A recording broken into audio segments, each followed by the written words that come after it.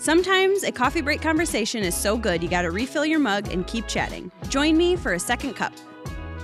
I'm Hillary, and I'm sitting down with Marie Brown and Kimber Decker. We just finished a super insightful conversation on the Coffee Break Conversation podcast about when home doesn't feel like home, so be sure to check that out. All right, so I'd like to talk a little bit more about Wedgwood's role in being and creating safe and supporting environments. So what does it look like to be a healing presence for people who haven't had a strong sense of home or acceptance? I think it looks like it's kind of sad at first. I think when the kids come into us and they're not feeling like we want to be a part of supporting their lives, they feel like we just want to take control and not be able to do what they want to do, as they call it, as opposed to what they need to do.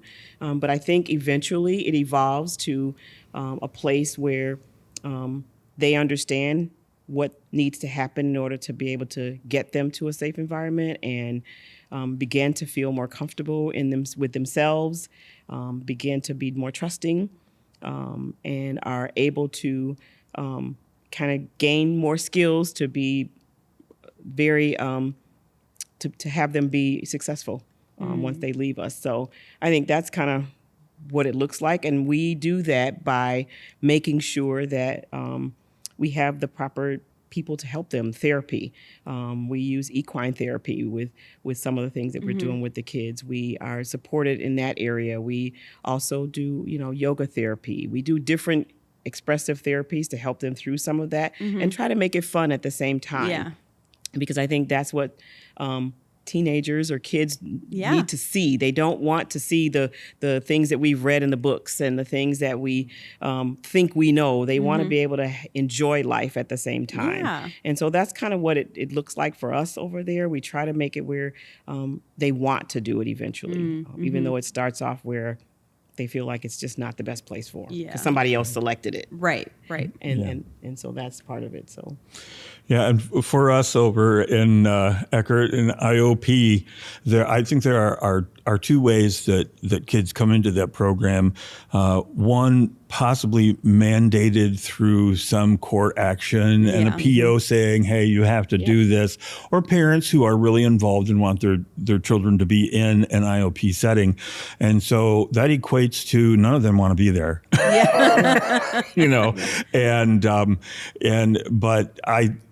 What our experience has been is that, after a couple sessions, just the way that we present things, the participants relax and they participate. And every once in a while, we'll have somebody who it might not be just the right fit, and so, but we talk with the people that we need to talk to, parents or probation officers or whatever, and we try to find the right setting for them to get the treatment that they need. And Maria, as you were talking, it just reminded me of we were in IOP session, and one of the kids said, "This is not very intense," because it's intense outpatient therapy, right? Yeah, and we have excellent social work graduate level interns that are working with us as well. And one of them said, it doesn't mean that it has to be intense and grueling and awful. It can be fun. Only it's the intense part is it's 3 hours a day, 3 days a week. Yeah. And then my follow-up with that is that, and believe me, folks, that is the minimum IOP, because sometimes it's 12. Sometimes it goes even longer than that. And our program is divided into 4-week segments. Some programs are 26 weeks. Right. What? And so, I think when really what it looks like for us is just being very present, being very real. Right? We all have our stories. Yeah. And there's a lot of narrative sharing, a lot of stories that get shared. And, again, it just goes back to creating that environment where these people want to be, these kids want to be there. And we've had kids say, hey, we'd rather be here than at home, which is sad. Yeah. But it does kind of describe, at least I hope, the level of work that we are doing, because therapy does take place, but it doesn't look like it. Yeah. Yeah. And they don't even know how to say that they don't want to be home and they would rather be here. So they act it out for us. Yeah. A lot of times we've had kids that go on visits and they run away at the visit. And then, we eventually get them back and, they never said, I don't want to be home, but they showed us that this is not work, like what happened at home. And, mom didn't feed me or whatever the case may be. Right. And so they would never say, I want to be here with you guys because it's safe, but we can see it in their actions. Yeah. That's interesting, Marie, because some of the comments that we get are, why should we stop using? Mom and dad don't.